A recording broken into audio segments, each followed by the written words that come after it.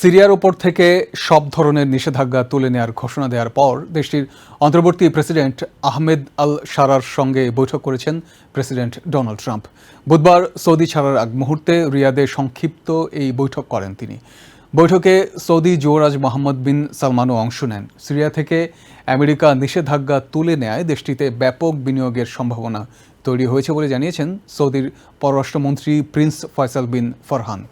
এদিকে সৌদি আরবে দেয়া ভাষণে ইরানকে মধ্যপ্রাচ্যের সবচেয়ে ধ্বংসাত্মক শক্তি হিসেবে আখ্যায়িত করায় নিন্দা জানিয়েছেন ইরানের পররাষ্ট্রমন্ত্রী আব্বাস আরাকচি। সৌদি আরবের রিয়াদে গালফ কোঅপারেশন কাউন্সিল জিসিসির নেতাদের সম্মেলনে সিরিয়ার ওপর থেকে সব ধরনের নিষেধাজ্ঞা তুলে নেয়ার ঘোষণা দেন প্রেসিডেন্ট ডোনাল্ড ট্রাম্প। পাশাপাশি সিরিয়ার সঙ্গে আমেরিকার সম্পর্ক স্বাভাবিক করার কথাও জানান তিনি। এরই ধারাবাহিকতায় সিরিয়ার অন্তর্বর্তী প্রেসিডেন্ট আহমেদ আল শারার সঙ্গে বৈঠক করেন ট্রাম্প। বুধবার রিয়াদে এ বৈঠকে দুই নেতার সঙ্গে অংশ নেন সৌদির ক্রাউন প্রিন্স মোহাম্মদ বিন সালমান। একই সঙ্গে টেলিফোনে ওই বৈঠকে যোগ দেন তুর্কির প্রেসিডেন্ট রিসেপ তাইয়েব এরদোয়ান।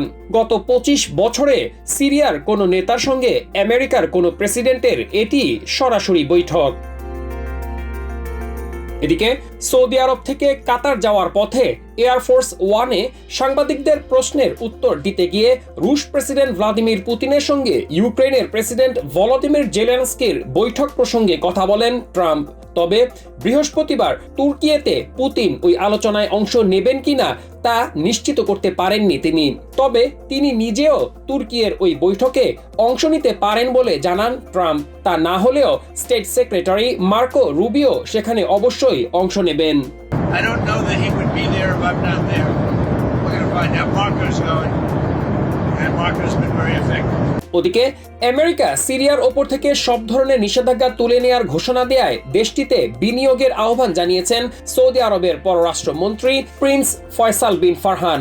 এক সংবাদ সম্মেলনে তিনি বলেন, সিরিয়ায় বিনিয়োগের ব্যাপক সম্ভাবনা তৈরি হয়েছে। سوريا فيها كثير من الفرص وكثير من القدرات والمقدرات. সিরিয়া একা থাকবে না। দেশটির উন্নয়নে সৌদি আরব সহ অন্যান্য আন্তর্জাতিক অংশীদারেরা তাদের পাশে থাকবে, পাশাপাশি তাদের উন্নয়নে বিনিয়োগ করবে। সিরিয়ায় আমরা একটি টেকসই অর্থনীতির বিকাশ দেখতে চাই।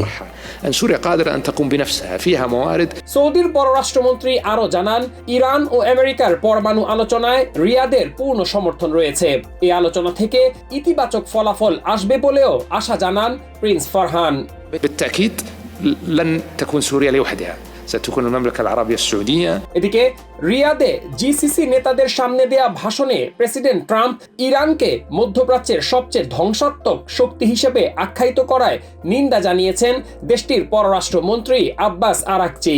তিনি অভিযোগ করেন, গাজায় ইসরায়েল মানুষ হত্যা করছে, তা উপেক্ষা করে ট্রাম্প উল্টো ইরানকে হুমকি হিসেবে দেখছেন। এটি অত্যন্ত দুঃখজনক ও এক ধরনের প্রতারণা। ইসরায়েলের সব হুমকি এবং ওই অঞ্চলে তাদের সব অপরাধ উপেক্ষা করে উল্টো ইরানকে দোষারোপ করছেন তিনি। গাজায় 60,000 মানুষকে কারা হত্যা করেছে? সেখানে এত ধ্বংসযজ্ঞ কারা ঘটিয়েছে? Masum Hasan, TVN 24 news desk. New York থেকে সম্প্রচারিত TVN 24 টেলিভিশন বিশ্বজুড়ে বাঙালির কণ্ঠস্বর।